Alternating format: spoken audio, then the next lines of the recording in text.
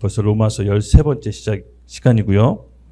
지난주의 내용하고 오늘 내용이 좀 이어지는 내용입니다. 그래서 본문 말씀 읽고 같이 시작하도록 하겠습니다. 오늘 본문 말씀은 로마서 5장 15절부터 21절 말씀, 제가 번갈아 가면서 함께 교독하도록 하겠습니다. 그러나 이 은사는 그 범죄와 같지 아니하니 곧 한 사람이 범죄로 인하여 많은 사람이 죽었은즉 더욱 하나님의 은혜와 또 한 사람 예수 그리스도 은혜로 말미암은 선물은 많은 사람에게 넘쳤느니라.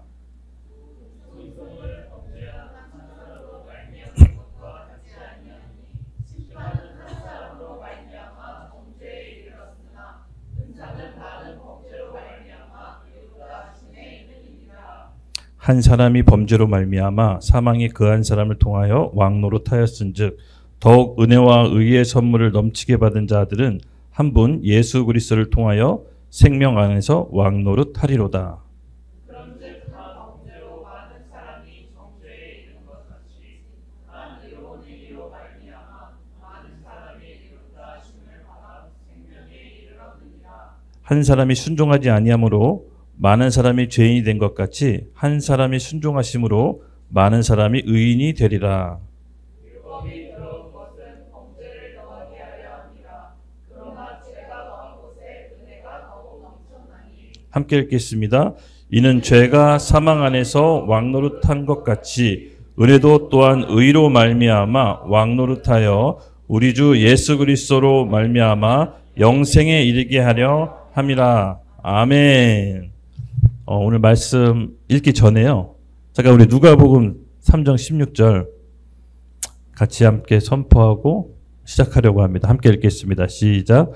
요한이 모든 사람에게 대답하여 이르되 나는 물로 너희에게 침례를 베풀거니와 나보다 능력이 많으시니가 오시나니 나는 그의 신발끈도 풀기도 감당치 못하겠노라.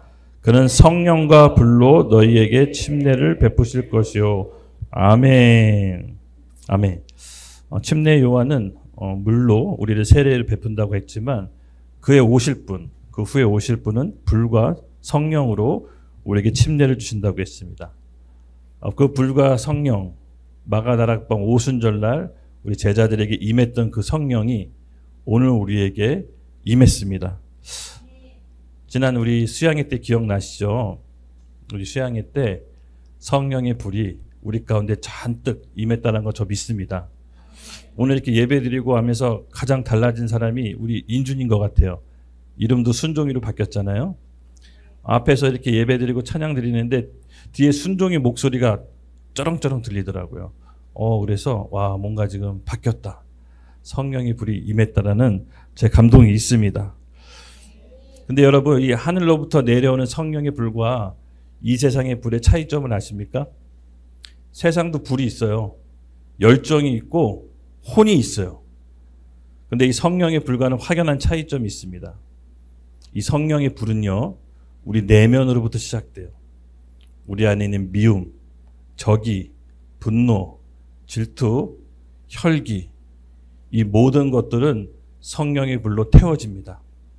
그러나 세상의 불은 이런 걸 태울 수가 없어요. 오히려 더 돋궈요.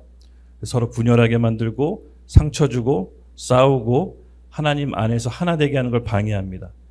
그래서 이 성령의 불은 반드시 우리 내면의 변화로부터 시작돼요. 여러분, 그게 없는 성령의 불은 어디서부터 오는 불인지 한번 점검해 보셔야 돼요. 네, 성령의 불은요, 우리 안에 있습니다. 제가 보니까 조금 티가 안 나서 그렇지 저희 안에 불씨가 다 있는 것 같아요. 이 재 있잖아요, 재. 겉으로는 하얗게 돼서 다 타버린 것 같은데 그 불쏘시개로 재를 이렇게 흔들어 보면 그 안에 빨간 불씨가 있습니다. 그렇죠? 그 불씨가 모아져서 후후 바람을 불잖아요. 그리고 종이를 대면 불꽃이 다시 붙습니다. 우리가 겉으로는 잘 모르겠지만 우리 안에 불씨가 있다는 믿음이 있어요. 제가 우리 교회 가운데 우리 성도님들 가운데 불씨가 있다는 건 저 느낍니다. 비록 겉보기엔 재처럼 보이지만 성령의 불씨가 한 군데로 모아져서 호련히 어느 날 갑자기 성령이 임할 때 우리 안에 큰 불꽃으로 불탈 것을 전 믿어 의심치 않습니다. 그 불꽃이 우리 가정, 나라, 지역, 열방을 살릴 걸로 믿습니다. 지난 수양회 때 우리가 받은 불을 오늘 계속해서 우리가 예배로 끄지 말고 불태웁시다. 하나님께서 원하시는 건요, 우리 안에서 먼저 한 사람 한 사람 변화됐길 원합니다. 그래서 여러분, 목사님이 했던 말 기억나시죠? 불을 끄지 않기 위해서 뭐가 필요하다? 구심점. 예. 그 구심점은 계속 모여서 예배할 때 그 예배 가운데 하나님의 임재가 임할 때 각자 성령의 불로 임한다고 했습니다. 그러므로 우리 예배를 소홀히 여기지 마시고요. 교회에서 있는 공식 예배를 잘 온전히 참석합시다. 이 불을 끄지 말고 계속해서 유지합시다. 예, 이 불은요, 사람을 살리는 불입니다. 희망과 메시지를 줍니다. 낙담에서 용기로, 절망에서 소망으로, 죽음에서 생명으로 우리가 갖고 있는 이 성령의 불은 다른 사람을 살리는 불입니다. 그래서 이 주 불은요, 우리 안에 있는 미움, 증오, 혈기, 분냄, 시기, 질투를 불태울 수 있는 위로부터 오시는 하나님의 불이십니다. 이 불을 받고 우리 사회, 가정, 일터를 변화시키는 것입니다. 아셨죠? 오늘 우리에게 그런 불이 있다고 저는 믿습니다. 그래서 하나님께서 우리를 특별히 택하셔서 이곳에 부르시고 성령의 불로 우리를 이끌어 주신다는 것을 저는 믿어 의심치 않습니다. 지난주 잠깐 했던 내용 복습하고 넘어갈게요. 여러분이 지난주 기억나시죠? 죄의 실체. 예. 죄의 실체를 다루면서 죄에 대한 속성을 얘기했습니다. 그렇죠? 원래는 죄의 실체 본문을 다루면서 5장 12절부터 21절까지 한 설교를 준비했었는데 본문을 연구하다 보니까 조금 나눠지게 됐어요. 5장 12절부터 14절까지가 아담을 통한 죄의 속성, 그리고 그 죄가 어떤 결과를 낳고 어떻게 확산되는지를 지난 시간 알아봤고요. 오늘 알아볼 수 있는 15절부터 21절까지는 은혜의 속성, 그 은혜가 죄를 어떻게 끊고 우리 가운데 은혜가 어떻게 자라나게 하는지를 알아보는 시간을 오늘 갖도록 하겠습니다. 그래서 약간 이 본문이 잠깐 대조돼요. 아담을 통한 죄의 속성과 그리스도를 통한 은혜의 속성. 오늘 우리 은혜 가운데 거하면서 이 성령의 불씨를 계속해서 이어나가기를 예수님의 이름으로 축복합니다. 지난 시간에 본문 12절에 죄가 뭐라고 했죠? 네, 거기서 나온 죄는 범죄 행위가 아니라 잠깐 12절 읽어드릴게요.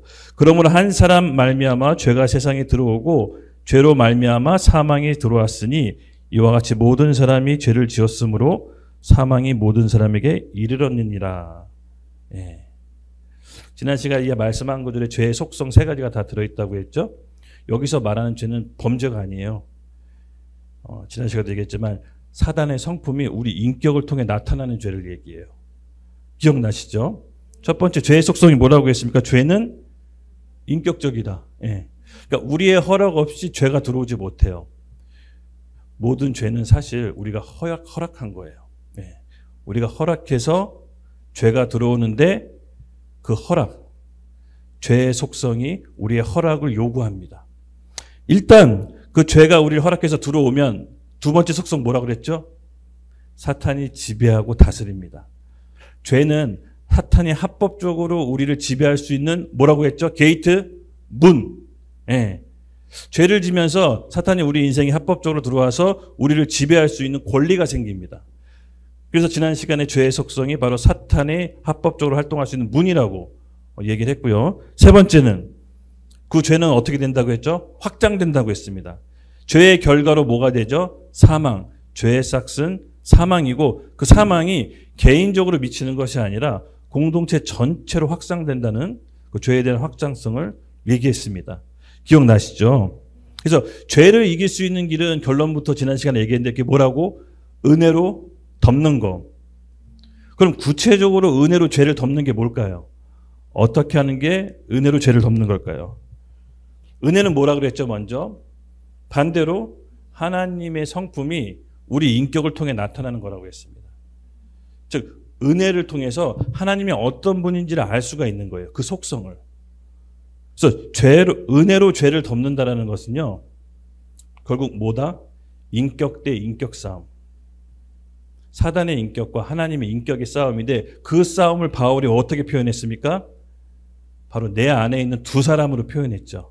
속사람과 겉사람, 영에 속한 사람, 육에 속한 사람, 그리고 새 사람과 옛사람. 그 내 안에 두 사람이 존재하는데 그 두 사람이 첨예하게 대립하고 있는데 이 두 인격에 누구에게 힘을 실어주냐에 따라서 우리가 죄에게 걸려 넘어질 수가 있고 누구에게 힘을 실어주냐에 따라서 은혜 가운데 머물 수 있다라고 했습니다. 그렇죠? 그래서 이 싸움의 본질은 뭐라고 했습니까? 혼의 싸움. 혼의 싸움. 내 생각, 감정, 의지를 어디를 선택하느냐에 따라서 내가 은혜 안에 승리할 수 있고 죄 가운데 넘어질 수 있다라고 어저께 그 혼의 싸움, 그렇죠? 지난주에 거기까지 얘기했던 것 같습니다.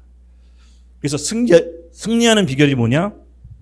내 생각, 감정, 의지를 하나님 말씀 앞에 순종할 때 우리 영혼이 깨끗해져서 다른 형제를 거짓 없이 사랑할 수 있다라고 베드로전서 1장 22절에 말씀드렸습니다. 그래서 여기까지가 지난 시간의 복습인데 오늘 내용이 이어지기 때문에 간단히 함께 말씀해 드렸습니다. 네, 맞습니다, 여러분.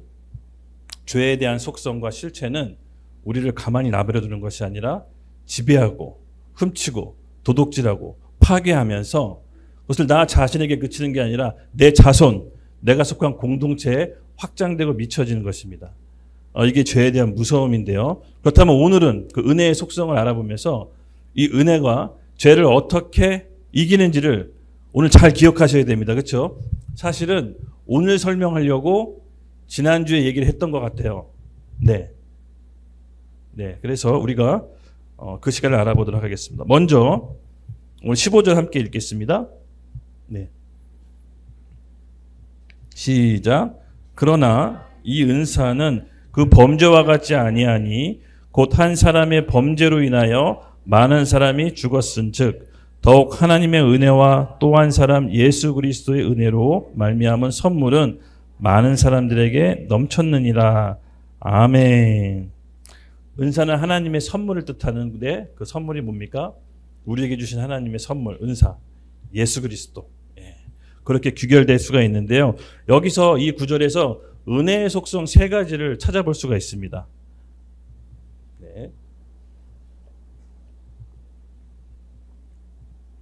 네. 첫째, 은사는 그 범죄와 같지 아니하니 곧 한 사람 범죄로 인하여 많은 사람이 죽었은즉 그 하나님의 은혜와 또 한 사람 예수 그리스도의 은혜로 말미암은 선물은 많은 사람들에게 넘치느니라. 선물. 예수 그리스도가 하나님의 선물이라고 합니다. 즉 하나님의 절대적인 주권을 뜻합니다. 그래서 선물을 줄지 은혜를 줄지 말지의 주권은 하나님께 있는 겁니다. 그래서 선물을 우리에게 주셨다라고 하는 것은 예수 그리스도를 주셨다라는 것인데 우리의 어떤 행위나 노력이 조금도 들어갈 수 없는 구원의 능력을 말하는 겁니다. 여기서 말하는 은혜는 구원의 은혜예요. 우리의 어떤 공로나 노력이 들어갈 수 없는 전적인 하나님의 주권, 그분이 베풀어 주신 은혜가 바로 은사를 얘기하는 겁니다. 그것이 바로 예수 그리스도. 정리가 되셨죠? 두 번째, 그렇다면 이 하나님께서 베풀어 주신 은혜에 많은 사람들이 보고 따라가냐? 그렇지 않습니다. 이 은혜는요, 또한 동전의 양면처럼 선택이 있습니다. 즉 하나님의 구원의 은혜는 모든 사람을 구원에 이르기 원하지만 받는 사람이 선택할 수가 있습니다. 그 은사, 그 은혜를 거부하면 그 구원의 은혜는 그 사람에게 미치지 못합니다. 두 번째가 바로 선택적인 것이고요. 세 번째가 통일성이 있습니다. 통일성. 죄를 통해서 한 사람이 범죄함으로 모든 사람에게 미쳤다고 했는데 반대로 은혜는 단 한 번의 제사로 그 모든 죄의 효력을 정지시키는 통일성이 있습니다. 조금 더 구체적으로 살펴볼게요. 네, 15절. 하나님의 은혜가 또 한 사람 예수 그리스도의 은혜로 말미암은 선물은 많은 사람에게 넘치느니라. 아까도 얘기했지만 은혜로 말미암은 선물. 은혜는 값없이 주는 선물. 즉 이 은혜는 줄지 말지 주는 사람이 정하는 것입니다. 즉 우리에게 하나님의 은혜, 예수 그리스도를 은사로 주시기로 한 하나님의 의지가 바로 은혜인 것입니다. 그것은 하나님의 성품이에요. 모든 사람을 구원에 이르기 위한 하나님의 성품이 이 은혜 가운데 있습니다. 우리 요한복음 6장 39절에서 40절 한번 읽겠습니다. 시작. 보내신 이의 뜻은 내게 주신 자 중에 내가 하나도 잃어버리지 아니하고 마지막 날에 다시 살리는 이것이니라. 내 아버지의 뜻은 아들을 보고 믿는 자마다 영생을 얻는 이것이니 마지막 날에 내가 이를 다시 살리리라 하시니라. 아멘. 맞습니다. 하나님의 기본적인 은혜는 우리 모두를 살리기로 한 그의 작정하심, 그의 변함없으신 성품, 그것이 예수 그리스도로 투영된 것입니다. 믿으시죠? 네. 그래서 은혜의 속성 두 번째, 아까 전에 은혜의 양면성이 있다고 그랬죠. 그러나 이 하나님의 성품과는 다르게 받는 사람들이 선택적으로 은혜를 받을 수가 있습니다. 은혜는 값없이 주어지는 하나님의 절대 주권이지만 사실은 받는 사람이 받을지 말지도 선택할 수가 있습니다. 우리 요한복음 5장 39절에서 40절 같이 함께 읽겠습니다. 시작. 너희가 성경에서 영생을 얻는 줄 생각하고 성경을 연구하거니와 이 성경이 곧 내게 대하여 증언하는 것이니라. 그러나 너희가 영생을 얻기 위하여 내게 오기를 원하지 않는다도다. 아멘. 하나님의 구원은 모든 사람에게 열려있는 은혜의 선물이지만 그것을 선택하는 사람이 받아들일지 안 받을지 결정할 수가 있는 겁니다. 바로 예수님께서 오늘 요한복음 말씀에서 우리에게 말씀하신 게 뭐냐면 영생을 알기도 원하고 성경에 나타나 있다고 알지만 실질적으로 붙잡고 따라가는 사람이 없다라는 것을 오늘 예수님께서 탄식으로 말씀하시는 겁니다. 그렇죠. 구원은 하나님께서 베풀어 주신 은혜가 맞습니다.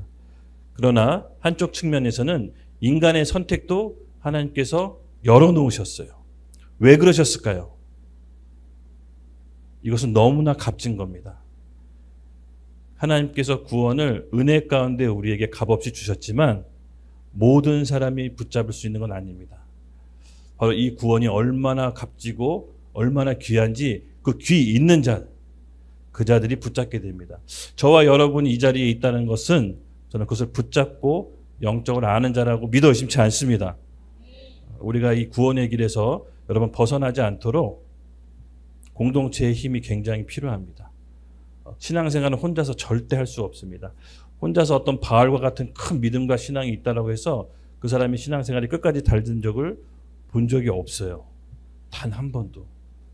공동체 안에서 끌어주고 붙잡아주고 있다가 할 얘기지만 연약함의 죄에 걸려 넘어졌을 때 그것을 함께 일으켜줄 영적인 가족들이 필요합니다.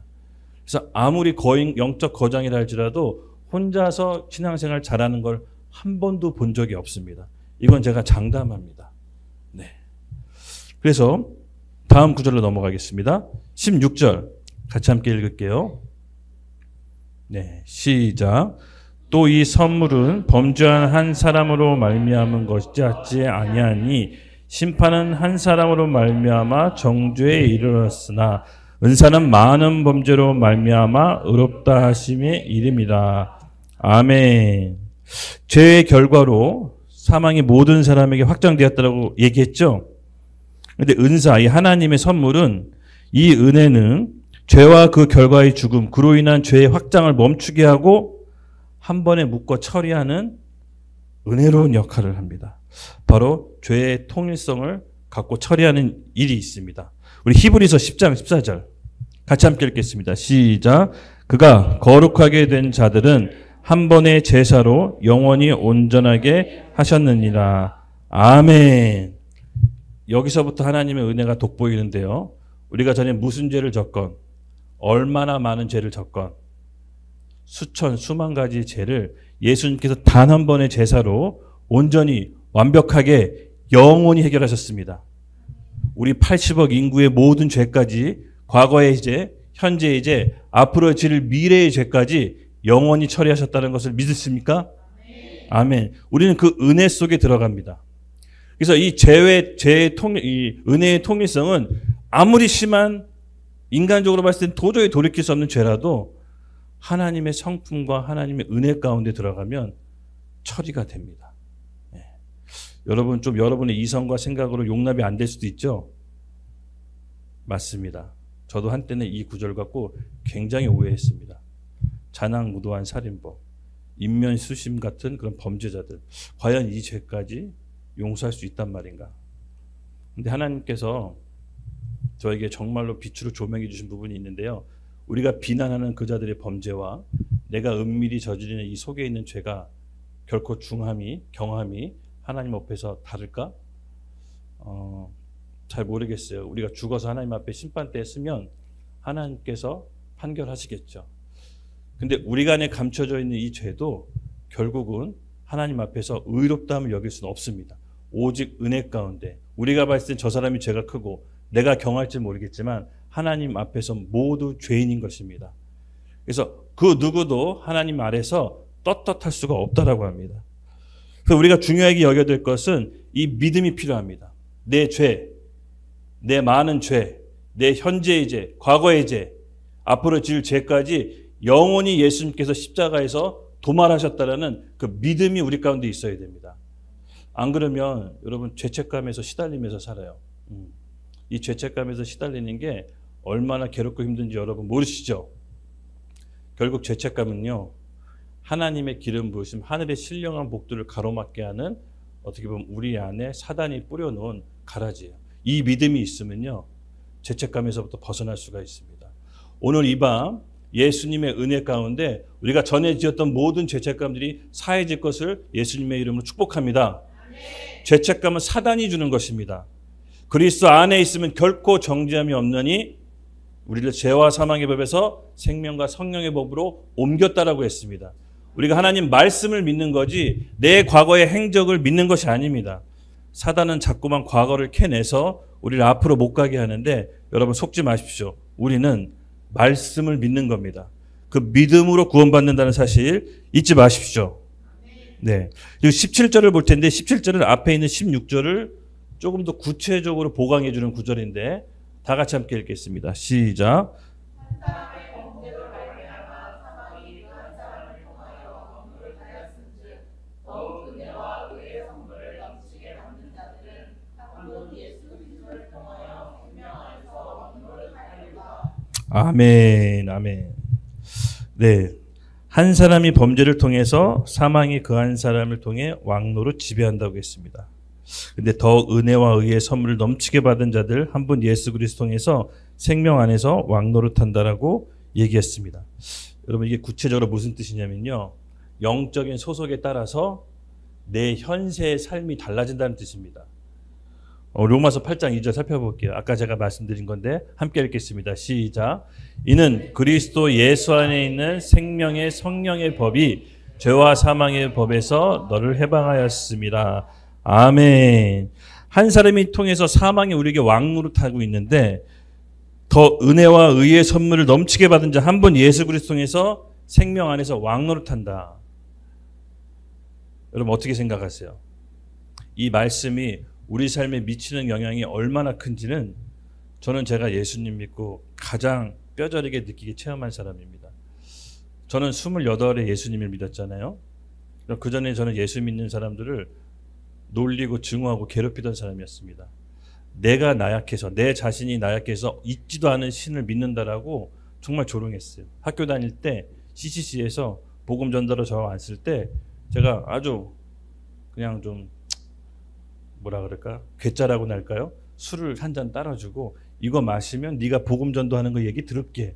근데 마시지 않으면 얘기하지 마! 막 이랬어요. 근데 안 마시고 가더라고요. 근데 저는요, 그때 사실은 내 안에 소속이 뭔지를 몰랐는데 성경을 통해서 명확하게 알게 됐습니다. 여러분 성경은 영적인 소속이 두 가지 외에는 없다고 합니다. 사단이 다스리는 죄와 사망의 법, 예수님께서 다스리는 생명과 성령의 법.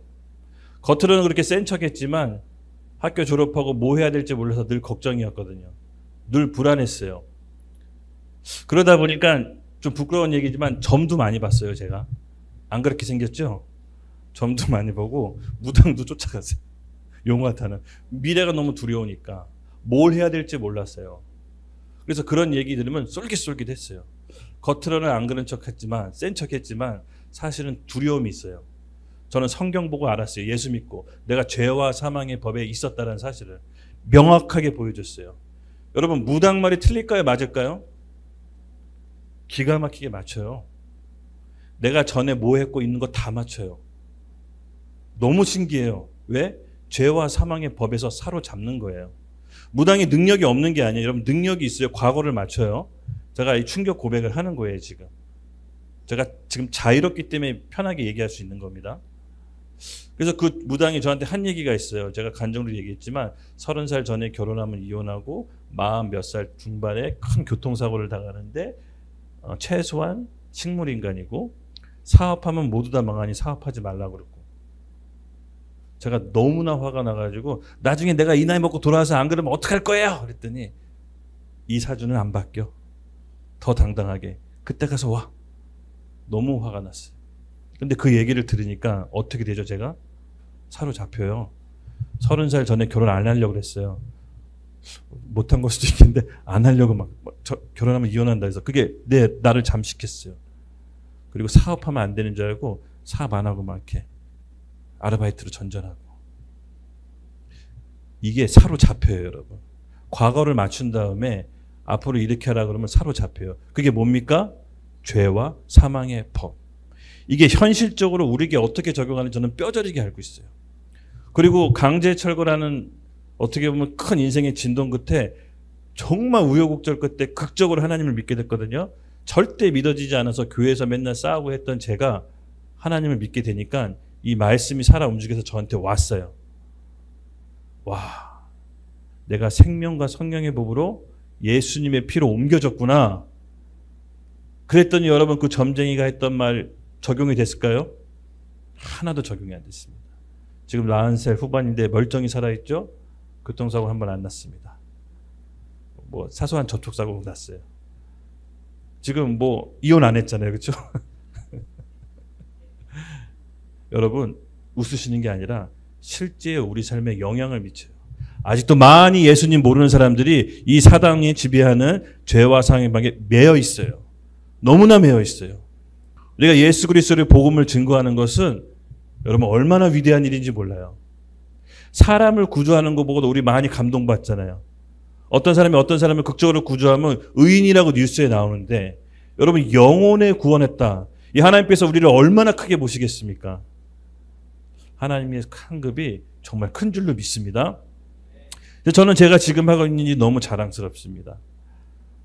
어디 내놔도 저는 제가 목회하고 있고 사역하고 있다는 것을 당당하게 얘기합니다. 너무 자랑스러워요.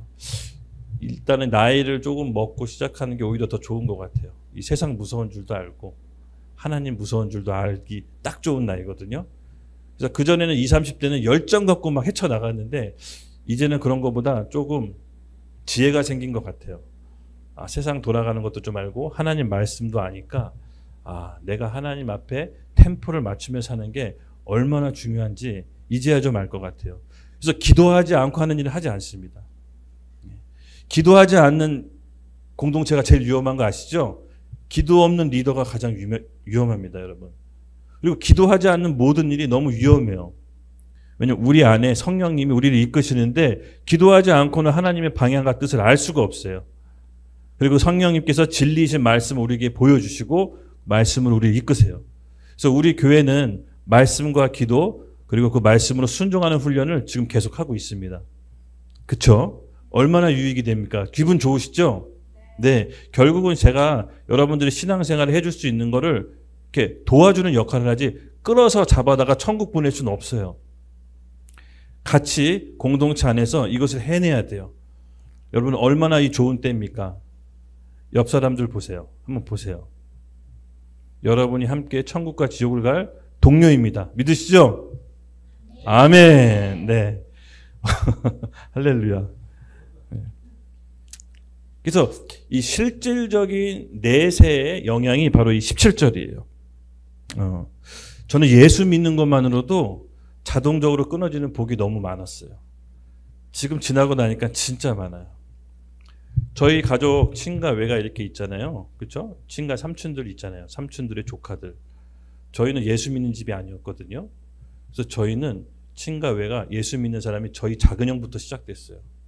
저는 1년에 3-4번씩 제사 지내는 집안이었는데 작은 형이 어느 날 예수 믿고 절을 안 하면서부터 집안이 풍지박산이 났어요. 아버지는 제사를 안 지내면 집안이 큰일 나는 사람으로 알고 계셨어요. 근데 어느 날 작은 형이 절을 안 하고 버티면서 문제의 시작은 여기서부터 시작됐습니다. 여러분, 예수 믿으면 평안할까요? 아니면 더 어려울까요? 처음에는 더 어려워요. 여기 지금 모태신앙들이 많아서 잘 이해 못하는 것 같은데, 저희 집은 예수님 작은 형이 믿고 들어왔을 때 집안이 풍지박산이 났어요. 매일 제사 때마다 싸움판이었고, 아버지는 형을 계속 때리고 어머니는 계속 말리고, 집안은 늘 살얼음파같이 긴장되고, 오늘은 어떻게 작은 형이 제발 절했으면 좋겠는데 보니까 절 안 할 태세고, 아버지는 또 몽둥이를 준비하고 있고, 1년에 3-4번씩 이런 제사를 지내는데 매번 긴장이었어요. 근데 정말 하나님께서 은혜로 작은 형을 택하셔서 예수 믿고 30년 만에 예수 믿는 가족이 돼서 작은 형은 선교사가 되고 저는 목회를 하게 되는, 온 집안이 예수 믿는, 놀라운 일이 벌어졌습니다. 한 사람이 순종으로 말미암아 온 가족이 구원받고 자동으로 끊어지는 저주, 질병, 가난, 다툼, 혈기, 미움 하나하나씩 정리가 됐습니다. 이것은 실질적으로 오는 예수님의 축복이에요. 다 이렇게 모태신앙에서 잘 모르시는 것 같은데 하여튼 그렇습니다. 저는 너무나 피부로 이걸 느끼면서 자랐어요. 그래서 여러분, 예수 믿는 것만으로도, 이 안에 소속된 것만으로도 얼마나 큰 축복을 받고 있는지 여러분 아셔야 됩니다. 정말 아셔야 돼요. 네. 보이지 않는 영역에서는요, 이 두 세계가 첨예하게 다투고 있고, 우리 그 영혼들을 구원하시는 사명을 하나님 우리에게 맡겨주셨어요. 그러므로 여러분, 복음 전하는 것은 어떻게 보면 우리의 사명이에요. 하나님께서 우리에게 주신 명령이에요. 명령. 해도 되고 안 해도 되가 아닙니다. 그래서 여러분, 우리 예배 끝나고 이따가 준비된 전단지를 많이 준비해 놨는데 집에 가는 길에 지나가는 사람에게 전달해 주십시오. 예, 집에 가는 길에 편하게 그렇게 해주시면 좋을 것 같습니다. 그래서 우리 18절을 이어가겠습니다. 같이 함께 읽겠습니다. 시작. 그런즉 한 범죄로 많은 사람이 정죄에 이른 것 같이 한 의로운 행위로 말미암아 많은 사람이 의롭다 하심을 받아 생명에 이르렀느니라. 아멘. 17절은 현세에서 적용되는 법이 있다면 18절은요, 죽음 후에 내세에 적용되는 법이 있는 거예요. 그것이 뭐냐면요, 심판 그리고 생명으로 나눠지게 됩니다. 그런즉 한 범죄로 많은 사람이 정죄, 심판을 뜻하는데요, 심판이 있고 또 많은 사람이 의롭다 하심을 받아 생명에 이르게 하는 의로운 행위, 즉 죽음 후에 심판과 생명으로 나눠지게 되는 내세의 법칙을 얘기하고 있습니다. 여러분, 우리가 죽음 후에 천국과 지옥이 있다는 거 믿으세요? 네. 교회 굉장히 오래 다니고 신앙생활 열심히 해도 이거 안 믿는 사람들이 있어요. 하나님의 성품상, 하나님의 의로운 성품상 우리를 지옥 보낼 분이 아니시다, 이렇게 생각하는 사람 꽤 있어요. 저는 신학교에서 봤어요. 네. 여러분, 우리의 6가지 다짐 선포한 거 알고 있죠? 우리는 뭘 믿죠? 죽어서 내세가 있고 천국과 지옥이 있다는 걸 믿는 사람들이죠? 그것을 다 고백하고 우리 교회 온 줄로 믿습니다. 네, 여러분, 죽어서는 심판이 있어요. 하나님께서 우리를 심판하세요. 의의 길과 심판, 정죄의 길로 우리를 나누십니다. 그래서 오늘 말씀대로 한 의로운 행위로 대조하면서 그로 말미암아 많은 사람을 의롭다 하심을 받아 생명, 죽음 후의 영생을 뜻합니다. 즉 하나님이 주신 은혜를 받아들인 사람은 그 결과로 죽음 위에 생명, 영생에 이르게 되는 것입니다. 믿으시죠? 네, 히브리서 9장 27절에서 28절 같이 읽겠습니다. 시작.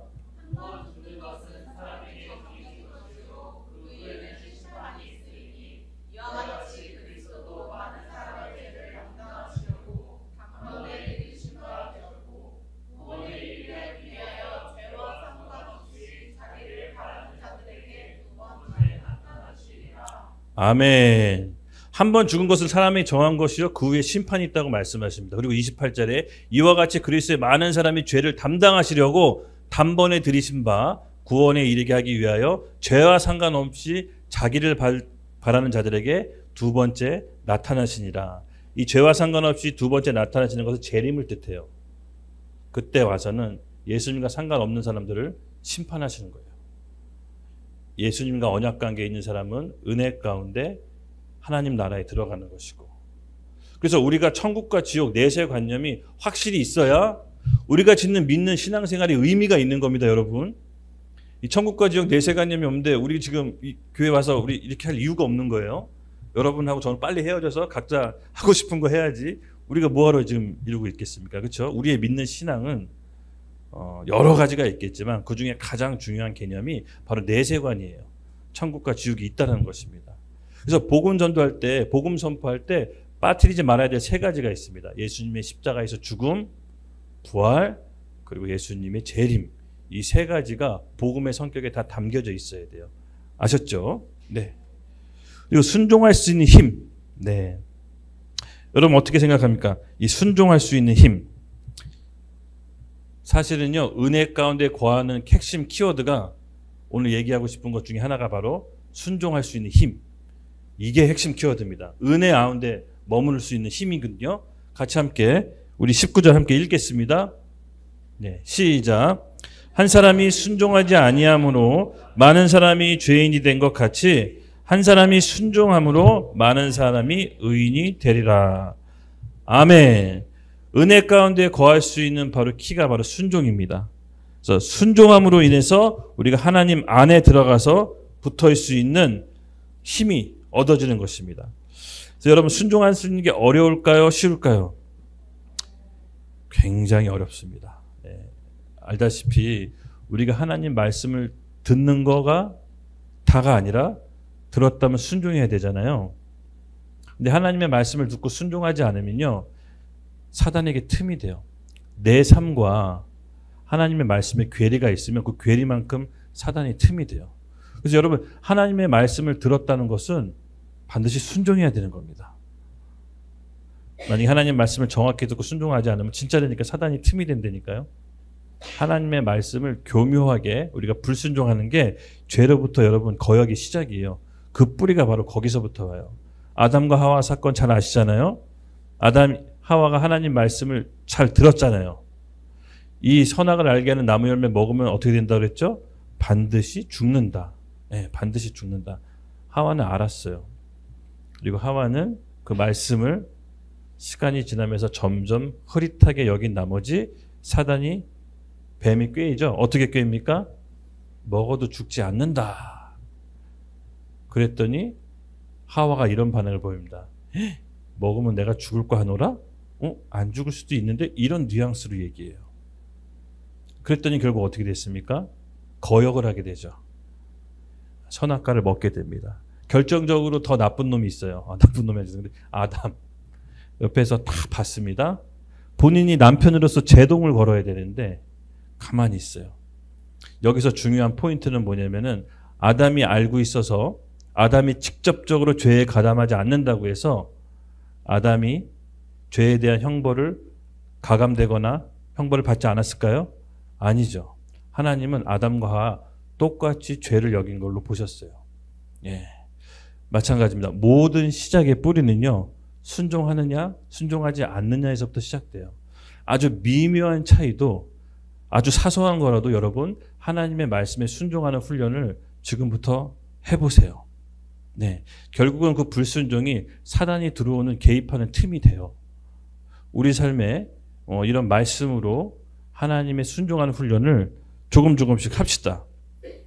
하나님은 인격적이시고 우리를 통해서 은혜의 길로 이끌 수 있도록 계속해서 말씀해 주세요. 공동체를 통해서, 설교 말씀을 통해서, 아니면 우리가 인간관계를 통해서 하나님의 의의 길로 계속해서 이끌어 주십니다. 그래서 우리가 하나님 안에서 이 은혜 가운데 머물 수 있도록 붙잡을 수 있는 키는 뭐냐면요, 의지적인 순종이 필요해요. 근데 문제는 뭐냐면요, 우리가 원하는 대로 하나님께서 말씀하시나요? 그렇지 않습니다. 상당 부분, 많은 부분 부담스러운 그리고 좀 순종하기 힘든 것들을 하나님께서 많이 요구하세요. 그러니까 우리 안에 있는 존재적 죄성이 있기 때문에 우리 존재적 죄성은 하나님의 말씀에 순종하기를 어려워해요. 그래서 이 부분이 훈련의 핵심 키포인트예요. 말씀을 통해서 우리가 순종하는 훈련을 해 나가셔야 됩니다. 그래서 20절에 본격적으로 제가 좀 사례를 들어서 설명할게요. 20절 같이 읽겠습니다. 시작. 율법이 들어온 것은 범죄를 더하게 하려 함이라. 죄가 더한 곳에 은혜가 더욱 넘친다. 언뜻 들어서 이해가 안 됐지만 하나님께서 어떤 체험을 통해서 이 말씀을 깨닫게 하셨습니다. 여러분, 율법이 들어온 것이 뭡니까? 율법이 들어왔다. 말씀이 우리 가운데 들어온 걸 얘기해요. 말씀이 우리 가운데 들어온다. 말씀이 비춰지고 말씀이 보이기 시작하는 겁니다. 기도와 하나님께 예배 가운데 우리에게 말씀해 주세요. 그리고 그 말씀을 어떻게 받아들일 수 있는가? 우리의 마음의 상태, 태도에 따라서 그 말씀이 비춰지는 강도가 달라집니다. 여러분, 하나님께 기도하고 예배 드릴 때 가난한 마음과의 심정으로 드리십니까? 아니면 그냥 형식적으로 드리십니까? 하나님께 궁휼한 마음과 가난한 심정으로 드리는 사람에게 말씀이 오는 강도가 달라요. 그래서 하나님 은혜가 동일하게 적용되지만 받아들이는 마음의 상태에 따라서 은혜의 강도가 달라지는 이유가 바로 여기에 있습니다. 그래서 여러분, 예배에 임할 때 우리가 먼저 와서 기도로 준비하잖아요. 그게 바로 우리의 마음밭을 준비시켜달라고 기도하는 거예요. 하나님, 오늘 말씀 가운데 하나님 저에게 꼭 필요한 말씀을 주시고 제가 그 말씀을 받아들일 수 있도록 겸손한 마음을 허락하여 주시옵소서. 어떻게 보면 설교자의 말과 그 능수능란한 논리적인 설교 이런 걸 떠나서 그냥 말씀만 읽어도 그 마음밭이 가난하고 가난한 심령이면요, 그 말씀이 그냥 은혜가 되는 경우가 많아요. 그래서 오늘 우리가 하나님 말씀을 대하러 나올 때 우리 태도를 보시고 말씀 가운데 비춰주시는 조명이 달라요, 여러분. 확실히 다른 겁니다. 그래서 오늘 우리 여러분 예배 드릴 때 하나님의 말씀을 받게 해달라고, 이 말씀이 내 생명의 양식이라고 갈급한 심정으로 오셨으면 좋겠어요. 그런 사람들에게 하나님의 말씀을 깨닫게 하십니다. 이어서 하겠습니다. 율법이 들어온 것을 범죄를 더하려 함이라. 예, 하나님 말씀을 가난하고 사모하는 마음으로 이렇게 말씀을 보고 예배드리고 기도하는 사람들에게 꼭 그 말씀을 통해서 길을 제시해요. 제가 갖고 있는 신앙의 근본적인 근본 신앙이 있습니다. 내 인생의 모든 문제의 답은 성경 말씀에 있다. 기본적으로 저는 그렇게 보고 말씀을 봐요. 제 인생 가운데 어렵고 힘든 몇 차례 큰 위기가 있었지만 그때마다 이 또한 말씀에 답이 있다는 마음으로 기도하면서 성경을 폈을 때 하나님은 꼭 말씀으로 답을 주셨어요. 여러분도 그런 삶으로 같이 가는 거예요. 그러려고 이 교회에 온 것 같아요. 그래서 범죄가 들어온 거, 범죄를 더하려 하게 한다. 여러분, 이게 무슨 뜻일까요? 율법이 들어왔는데 내가 말씀을 사모해서 하나님께서 말씀을 조명해 주셨는데 그 말씀을 지키려고 하면 범죄가 더하게 된다. 여러분, 감이 오시나요? 진짜 신기한 게요. 제가 이거 아무리 지식적으로 이해하고 깨달으려고 막 애를 써도 잘 못 깨달았는데 하나님 말씀 가운데 기도하고 이거 깨닫게 해달라고 기도하면요, 진짜 어떤 사건을 만들어 주세요. 말씀을 깨닫게 하시려고. 말씀이 우리 가운데 들어오잖아요. 근데 그 말씀을 지키려고 하는 순간부터 잘 지켜지는 게 아니라 사단이 방해하고 요동친다는 거 알았어요. 진짜로. 여러분도 경험 있으실 거예요. 미처 생각을 못했을 뿐이지. 다 경험 있을 겁니다. 예를 들어서 부모에게 공경하라라는 성경 구절이 있어요. 그렇죠? 어느 날 내가 기도하다가 하나님이 이 말씀을 보여주셨어요. 나한테 레마로 왔어요. 지금 나한테 필요한 게 이 말씀이었어요. 그래서 부모를 공경하려고 내가 엄마한테 뭘 어떻게 해드릴까? 또 이번에는 추석 선물로 맛있는 걸 해드려야지. 해드려서 드렸어요. 가정에서 얘기하는 거예요. 그랬더니 이거 내가 좋아하는 거 아닌데 너는 왜 꼭 내가 싫어하는 것만 사오니? 갑자기 아들이 띵을 받습니다. 엄마 생각해서 준 건데 맛없다고 하면 어떻게 해? 다시는 이런 거 안 해. 뭐 이상하게 더 싸우고 와요. 실제로 그런 일이 있어요. 그리고 이렇게 부부 사이에 있잖아요. 아내들이요 남편에게 복종하라 뭐 이런 말씀 구절이 있잖아요. 그렇죠? 근데 아내가 오랜만에 이 말씀을 받고 하나님께 깊은 감명을 받아서 그래도 내 남편이지 내가 복종해야지. 남편에게 복종하려고 어깨 주무르는데 잘못 주물러서 어깨가 삐끗했어요. 이게 뭐 하는 짓이야? 그냥 가만히나 있지. 이러다가 더 크게 대판 싸워요. 희한하게 말씀을 감동받아서 지키려고 하면 더 대판 싸우는 경우 여러분 있지 않으세요? 네. 저는 좀 많이 있는 것 같아요. 그래서 로마서 말씀에 여러분 복음을 전하거나 부르지 않거나 말하는 사람이 없는데 들을 자가 누구리요? 믿을 자가 누구리요? 이런 말씀을 받아서 오랜만에 정말 불받아서 복음 전하러 갔는데 복음 전하는 사람하고 받는 사람하고 싸우고 온다든가 이상하게 말씀이 들어와서 말씀을 행하려고 하는데 더 대판 싸우고 오는 경우가 있어요. 제가 그런 경우를 겪으면서 이 말씀이 이해됐어요. 여러분. 말씀이 진짜로 이해가 되더라고요. 율법이 들어온 것은 범죄를 더하게 하려 함이라. 내가 말씀을 사랑해서 그 말씀을 지키려고 애쓰면 내 안에 꽈리 틀고 있는 악이 더 돌출돼요. 하나님이 이거를 보게 하시더라고요. 그래서 우리가 여기서 놓치지 말아야 될 것은 하나님이 우리를 승리하는 법을 가르쳐 주시는 거예요. 우리가 뭔가 말씀에 의지해서 더 하려고 애쓸수록 우리 안에 있는 사단이 요동을 쳐요. 아까 뭐라고 했죠? 죄는 사단의 성품이 우리 인격을 통해 나가는 거라고 했어요. 그래서 바울이 우리 안에 두 사람이 있다고 진짜 괴로워했잖아요. 내가 하나님의 법을 지키려고 하지만 내 안에 또 다른 사람이 있어서 그래서 지키지 못하게 한다라고 본인이 구구절절 표현했어요. 그러니까 우리가 말씀을 지키려고 애쓰면 실제로 이상한 일이 벌어져요. 나는 화해하고 좋게 해주려고 하는데 왜 저 사람 더 짜증내지? 에라 모르고 더 혈기 부리고 더 파장나고. 얼마 전에 저 그런 일이 있었어요. 이상하게 본의 아니게 이상한 말이 나가서 관계가 확 깨져버려요. 이렇게까지 할 필요는 없었는데. 말씀을 지키려고 하면 범죄가 더하게 하렵니다. 하나님이 그거를 허락하세요. 저는 그걸 보게 하셨어요. 그리고 우리를 걸려 넘어뜨리게 하는 사단의 술수가 있지만 하나님은 그걸 통해서 내 안에 진짜 죄의 실체, 나를 붙잡고 있는 내 안에 꽈리 틀고 있는 그 죄, 미움, 상처, 두려움, 시기, 질투, 열등감을 보게 하세요. 더 말씀을 따르면 따를수록 더 악을 들춰내시고 걸려 넘어지고 따를수록 더 걸려 넘어지고 이걸 계속 반복해 하시면서 마지막에 하나님이 우리를 어떻게 이끄시냐? 결코 쓰러져 넘어지는 것이 아니라 넘어지면 넘어질수록 다시 일어나셔야 돼요. 왜? 그 죄를 통해서 하나님이 보여주시고 싶은 게 있어요. 우리 20절 그러나부터 함께 읽을게요. 시작. 그러나 죄가 더한 곳에 은혜가 더욱 넘쳤나니. 아멘.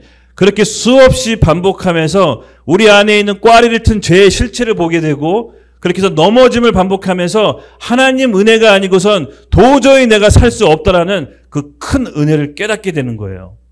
여러분 믿으세요? 이거 말씀으로 이해로 깨달을 수 있는 것이 아니라 제 삶의 경험으로 제가 깨닫게 된 거예요. 그래서 우리가 은혜가 필요하구나.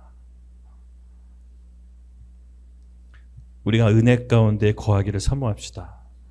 그리고 말씀을 지키려 애쓰다가 여러분 죄에 걸려 넘어질 수 있지만 절대 포기하지 마세요. 다시 일어나서 하나님의 은혜를 붙잡고 기도의 자리로 나가십시오. 그리고 하나님께 기도를 요청하세요. 주님, 이번에는 내가 졌지만 성령의 충만함을 저에게 허락하셔서 십자가의 길을 통과할 수 있도록 승리케 하여 주시옵소서. 하나님 이 기도를 기다리시는 거예요. 이 기도가 나올 때까지 기다리시는 거예요. 우리 현실적인 문제, 돈 문제, 집 문제, 여러 가지 현실적인 문제가 있는데 사실은 하나님께서 요구하시는 기도가 있어요. 그 기도가 나오기까지 우리를 기다리시는 거예요. 잘 전달됐나요? 네. 그래서 여러분 이 싸움을 절대 포기하지 마시고 끝까지 달려가셔야 됩니다. 그래서 신앙생활은 공동체가 필요한 것이에요. 예. 그래서 여러분 율법이 들어왔다는 것은 범죄를 더하게 되는 것이고, 그러나 그 죄가 더한 것에 우리의 은혜가 더욱 넘친다라는 하나님의 약속의 말씀을 붙잡았으면 좋겠어요. 우리 안에 있는 진짜 뿌리 깊은 죄성, 실체, 사실 이게 아는 게 복입니다. 이게 아는 게 복이에요. 신앙생활 10년, 20년, 30년에도 이거 모르는 사람들 너무 많아요. 한 번도 이거 알게 해달라고 기도해 본 사람들 잘 못 봤어요. 우리가 영적이다 해서 좀 오해하고 있는 게 있는데, 저 사람 참 영적이다, 영이 강해야 돼 라고 얘기하면서 말씀을 받고 막 기도도 해요. 예배도 막 열광적으로 드려요. 근데 진짜로 내 죄의 실체에 직면했을 때 그거에 대해서 죽게 해달라고 기도는 안 해요. 이렇게 기도하는 사람 많이 못 봤어요. 그러다 보니까 계속 예배하고 기도하고 하면서 자기가 영적으로 성숙한 줄 아는데, 여러분 오늘 그 기도를 하셔야 돼요. 내 안의 죄의 실체, 내 연약함, 용서하지 못함, 시기, 질투, 하나님 이것을 처리하게 해달라고 진짜 기도가 필요해요. 이제 그 기도를 하셔야 돼요. 아까 성령의 불이 뭐라 그랬죠? 내 안에 있는 미움, 다툼, 혈기, 시기, 질투, 이 안에 있는 쓴뿌리들을 성령의 불로 태우는 내면의 변화가, 역사가 바로 우리 안에 성령의 불이 일하신다는 증거예요. 그 불로 태우는 거예요. 악을 선으로, 미움을 사랑으로, 부족한 허물을 덮어주는 거예요. 우리 공동체에 그게 아마 하나님께서 요구하실 것 같아요. 제가 우리 교회 기도하면서 하나님께서 많은 청년들을 보내주실 건데 우리 그들을 품을 수 있는 용량을 키워야 된다는 감동을 계속 주세요. 좀 보다 보면 여러 사람 삶의 배경과 환경이 다른 사람이 오다 보면 좀 눈에 거슬리잖아요. 그렇죠? 여러분이 제가 거슬리나요? 어쩔 수 없어요. 공동체는 거슬려요. 근데 하나님이 거슬리게 하는 걸 허락해요. 왜? 이 은혜를 안 사람은요, 자기의 어떤 의용으로도 구원받았다라는 것을 하나님께 내세울 수가 없어요. 은혜는 하나님의 전적인 주권에 있는 의지적 표현입니다. 그래서 그 은혜를 아는 사람은요, 다른 사람을 품을 수가 있어요. 아마 하나님이 우리 공동체 식구들에게 그걸 조금씩 요구하시는 것 같아요. 맞아요. 지금 제가 받은 감동 그래요. 여러분, 본질이 아닌 거는요, 조금 허용하고 용납하는 마음, 좀 넓은 마음을 가질 필요성이 있어요. 작은 거에 너무 집착하면 신앙생활 깊게 넓게 못 들어가요. 그렇죠? 도저히 못 견디겠으면 저한테 개인적으로 얘기해요. 제가 그러면 이렇게 개인적으로 이렇게 다스려 줄게요. 어쨌든 우리 마음이 사랑의 은혜로 용량을 넓혀야 될 시점에 우리가 와 있습니다. 그렇죠? 예. 그리고 죄악 가운데 널려 넘어졌더라도 포기하지 말고 다시 일어나 기도의 자리에 가서 성령의 은혜를 구하고 성령의 통치하심을 받읍시다. 우리 안에 있는 하나님께서 이 세상 어떤 적보다 크십니다. 그 은혜 가운데 머무길 예수 그리스도 이름으로 축복합니다. 네. 그리고 우리 말씀 가운데 로마서 3장 20절, 네, 같이 함께 읽겠습니다. 시작. 그러므로 율법의 행위로 그 앞에 의롭다 하심을 얻을 육체가 없나니 율법으로는 죄를 깨달음이라. 아멘. 말씀이 들어와서 그 말씀 가운데 우리가 더 범죄를 더한다 그랬죠? 네. 율법은 죄를 깨닫게 하는 것이지 해결할 수 있는 것이 아닙니다. 즉 우리가 그 말씀 앞에 순종해야 돼요. 그 순종의 의사를 갈 때 하나님께서 우리에게 힘을 더하여 주시는 거예요. 그래서 말씀을 읽는다고 해서 지식적으로 이해된다고 해서 여러분 믿음이 생기는 게 아닙니다.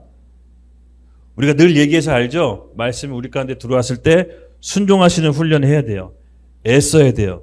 실패하더라도 다시 또 다시 그렇게 하나님 앞에 겸손을 구하면서 오늘 내게 주신 말씀에 순종할 수 있는 힘을 달라고 하면요, 성령의 충만함을 여러분에게 주실 것입니다.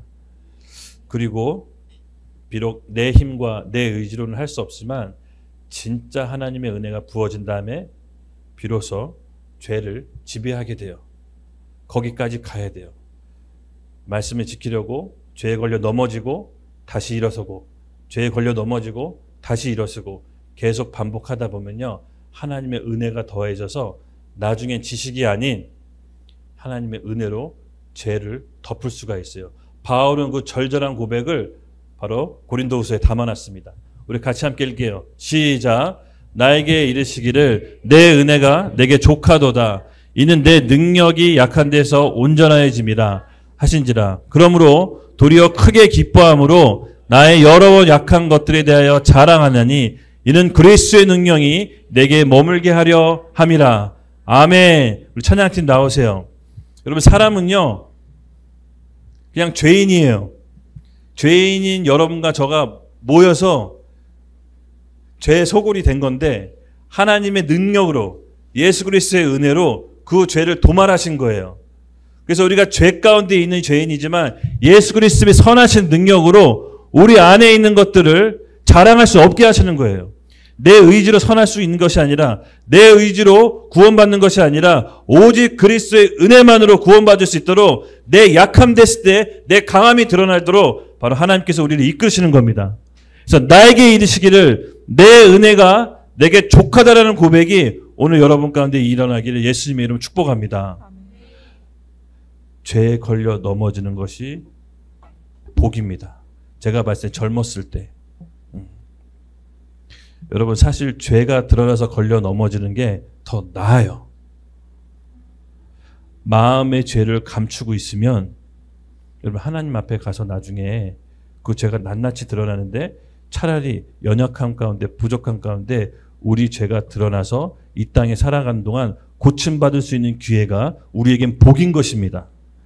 저는 개인적으로 그렇게 생각해요. 그래서 여러분 죄가 드러났다고 해서 공동체 안에 다른 사람에게 죄가 보였다고 해서 그것을 정죄하고 판단하는 것이 아니라 그것을 나의 죄로 여기고 허물을 덮어주고 기도해 주는 거예요. 하나님이 그걸 왜 보게 해주셨는지 우리 안에 있는 죄를 보라고 보게 해주시는 거예요. 그래서 여러분 안에 오늘 이 하나님의 은혜를 구합시다. 내게 주신 은혜가 족하다. 이 고백은요 그냥 단순한 고백이 아니라 수백 번, 수천 번 죄에 걸려 넘어진 바울의 고백이에요. 그의 힘과 의지로는 절대 구원받을 수 없다는 사실을 깨닫고 인생의 전부를 걸고 나온 고백이 바로 내가 받은 은혜가 족하답니다. 여러분 오늘 우리 안에 성령이 보여주시는 내 안에 있는 죄의 연약함 오늘 십자가 앞에 드립시다. 오늘 그 고백과 헌신과 결단이 있으신 분들은 잠깐 자리에서 일어나 주세요. 오늘 하나님의 은혜가 필요하십니까? 우리 하나님 은혜가 우리가 젖기를 원하십니까? 그렇다면 우리 하나님께 요청합시다. 우리 하나님께 도움을 구하며 기도하며 헌신하며 결단하는 나가는 자들에게 오늘 그 하나님의 은혜가 부어질 것을 예수님의 이름으로 축복합니다. 은혜의 때 하나님께 받아 주신 은혜를 제때 구하며 나갑시다. 우리 주여 외치면서 내 안에 있는 죄의 실체를 십자가 앞에 드리며 나가겠습니다. 주여! 날 부르신 뜻 내 생각보다 크고 날 향한 계획 나의 지혜로 증량 못하나 가장 좋은 길로 가장 완전한 길로 오늘도 날 이끄심이네. 날 부르신 뜻 내 생각보다 크고 날 향한 계획 나의 지혜로 증량 못하나 가장 좋은 길로 가장 완전한 길로 오늘도 날 이끄심이네. 날 부르신 뜻 내 생각보다 크고 날 향한 계획 나의 지혜로 증량 못하나 가장 좋은 길로 가장 완전한 길로 오늘도 날 이끄심이네. 주는 존귀하신 분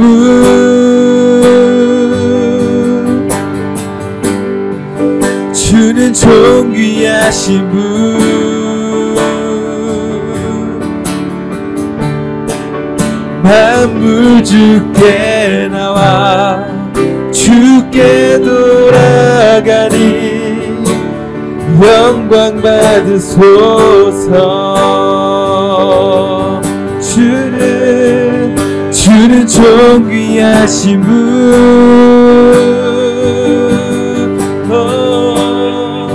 주는 존귀하신 분,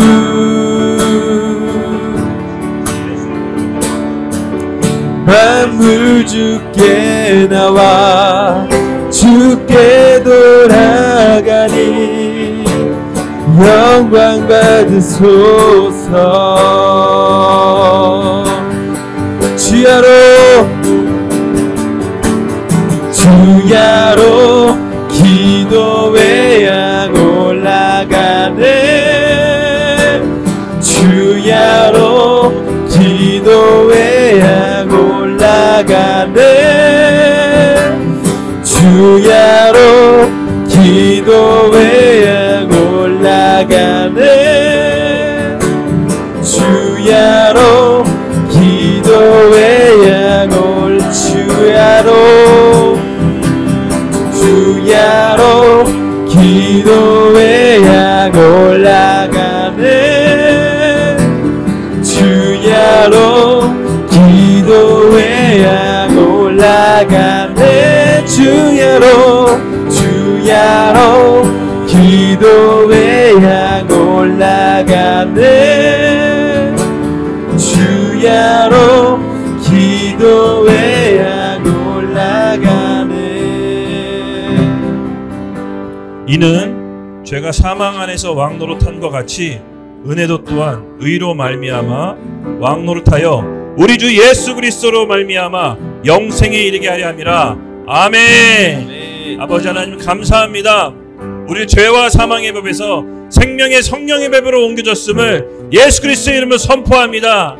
우리 안에 있는 모든 악함과 적의와 미움, 질투, 열등감, 두려움, 상처 나사렛 예수 그리스도의 명하느니 성령의 불로 태워주시옵소서. 아멘. 십자가 앞에 온전히 내어드리는 모든 심령들 가운데 예수 그리스도의 명하느니 새로운 삶이 펼쳐질지어다. 아멘. 감사합니다. 오늘 예배도 존귀하신 왕, 만왕의 왕 우리 주 예수 그리스도의 이름으로 기도드렸습니다.